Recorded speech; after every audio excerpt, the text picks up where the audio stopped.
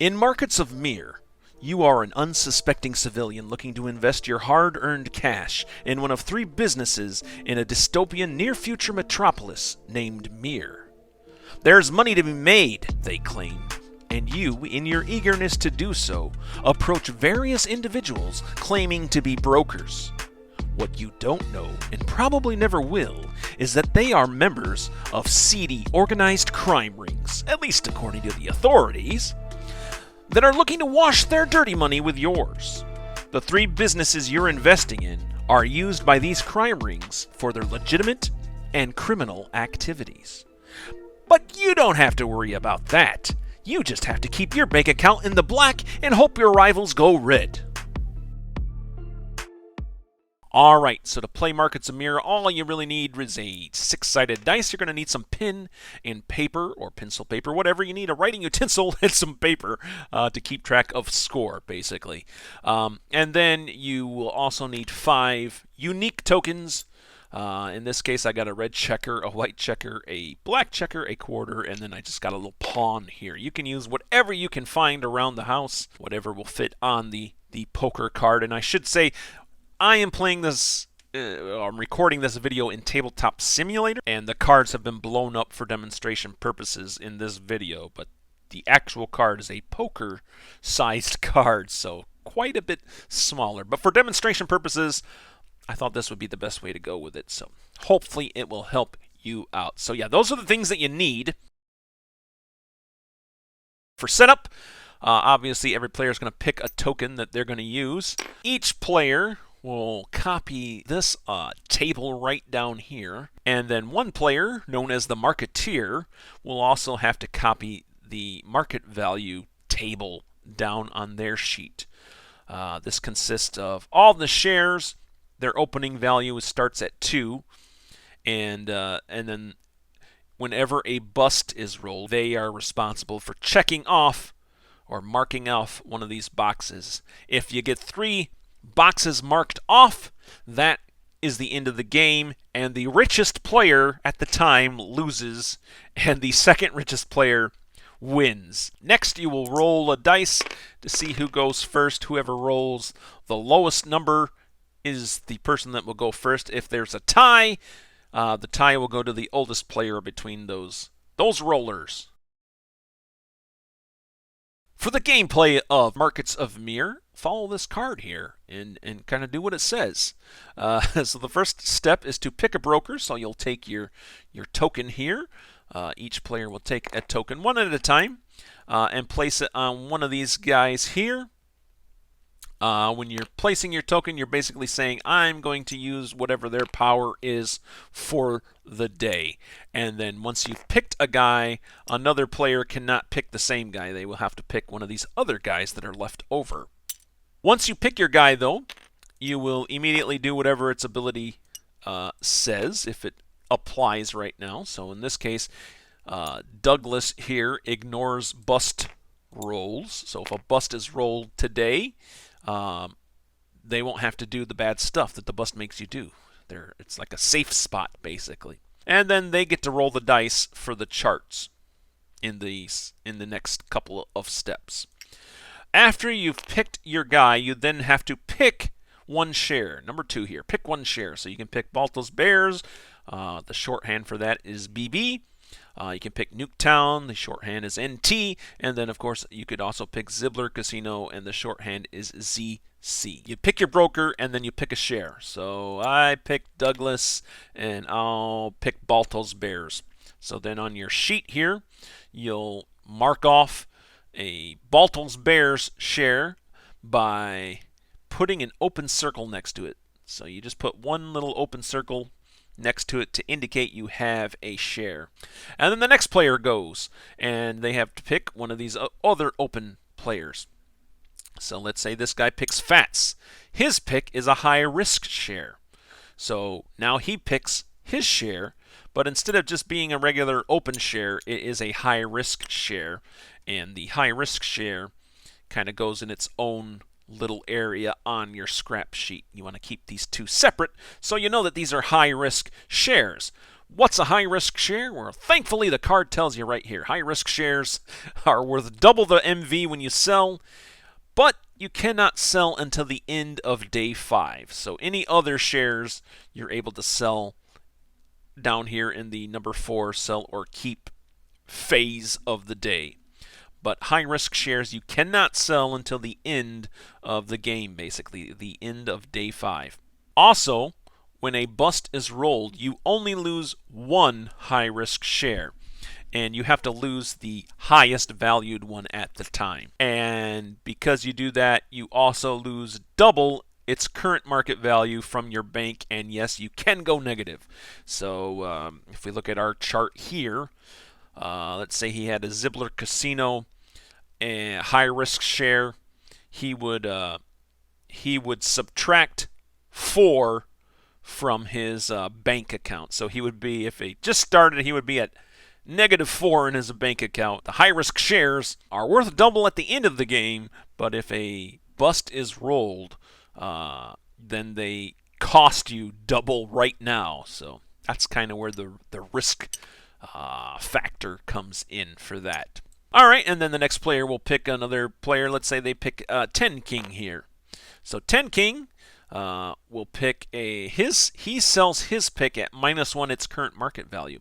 So let's say he picks Nuketown. He immediately sells it. He would do the open circle, indicating that he has the share. He would put it next to the NT for Nuketown.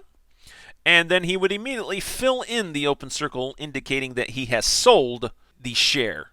And then finally, if you're the 4th person in a 4-player game, you get stuck with what's ever left. So in this case, he would have to pick Hamlet. Hamlet's ability is he can +1 or -1 the market value of any share. He can decide, you know what, I'll push up the value of Balto's Bears this turn. So then the marketeer will cross off this 2 from Balto's Bears and update it with a 3. Next, you roll for the event, and the person that rolls is Douglas. Douglas always rolls the dice, and you would just roll the dice and see what the result is. In this case, it's an automatic bust. So when a bust is rolled, you lose all your open shares, 1 high risk, and then the marketeer reduces the value of all shares by 1.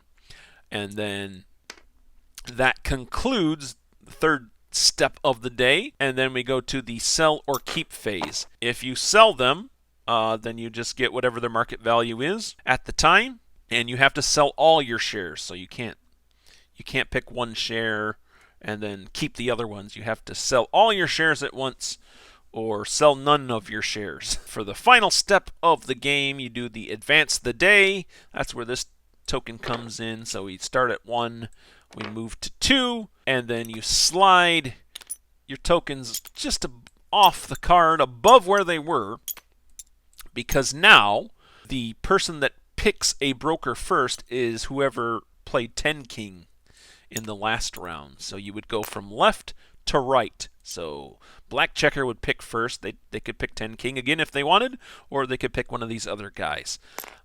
And then so on until you get to the end. And that is how you play a round of Markets of Meer. Let me explain the table here a little bit more. As you can see, you roll the dice and then you check the table here to see what the result says. If it's a 1, you roll twice on the shares. And whenever a table entry over here tells you to roll for a share, that refers to these numbers. So for number 1, roll twice on the shares, +2 market value to both of the, whatever the rolls are, they will get a +2 market value. And you get another share of the one you picked. So if you picked Balto's Bears in this second phase of the day, you would get a second Balto's Bears. So you would just add another open circle to your portfolio, indicating that you now have 2 shares of Balto's Bears. If a 2 is rolled during the events, you +1 the market value of the share. Number 3, pick a second share of your choice. There's no additional roll for that choice. If a 3 is rolled here, everybody just gets to pick a second share of your choice. And in this case, you don't have to pick the same share that you picked in in phase 2. You could pick a different share if you wanted, or you could pick the same share. It's up to you. If a 4 is rolled, that is a -1 market value to the share, so the marketeer would just update the market value. And the number 5, if a 5 is rolled, a -2 to the market value. So the other thing I want to discuss really quickly here before I let you guys go is the set bonuses here. If you sell sets of shares, you get their market value plus a bonus. High-risk shares cannot be sold as sets. If you manage to hold on to 3 of a kind, you could sell those 3 for their market value, and you would also get a +3 bonus on top of that. In this instance, let's say you sell Balto's Bears at a 2 value. So you would get 6 for selling 3 shares of Balto's Bears, and since you had 3 of a kind sold, you would add 3 bonus cash to that. So 6 plus 3 would be 9. So you would update your bank to have 9 cash. Some of the other set bonuses you can get is a 5 of a kind, which will give you a +5 bonus. If you manage to get 1 of each, you get a +2 bonus on top of whatever their market value is when you sell them. And then finally, 2 pairs is worth a +4 bonus cash.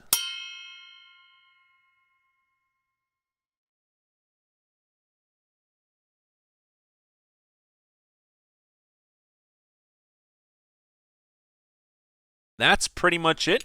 You just advance through the days one by one until you get to day 5. At the end of day 5, everybody sells their open shares if they have any left for whatever the market value happens to be. If you have high-risk shares, you sell those. And then if you've sold the most of each share, you'll get a +5 bonus for that as well. So if you happen to sell the most Balto's Bears, you would get +5 cash. Maybe some other player, sells the most of Nuketown, so they would get +5 cash. Or maybe you had the most Balto's Bear shares sold, and that's including the high-risk shares, by the way, and the most Nuketown shares. So you would get +5 for having the most of Balto's Bears. You would get +5 for having the most of Nuketown, giving you a total of +10 for in-game scoring. The player with the highest cash in their bank at the end of the game wins. All right, thanks for watching this video. Hopefully you were able to learn how to play Markets of Meer from it. Let me know in the comments below if you enjoyed the game, and please, if you do enjoy the game, vote for it on the Game Crafter. And until next time, hey man, this is VP. I am signing off. We'll see you later, and hey, keep on gaming.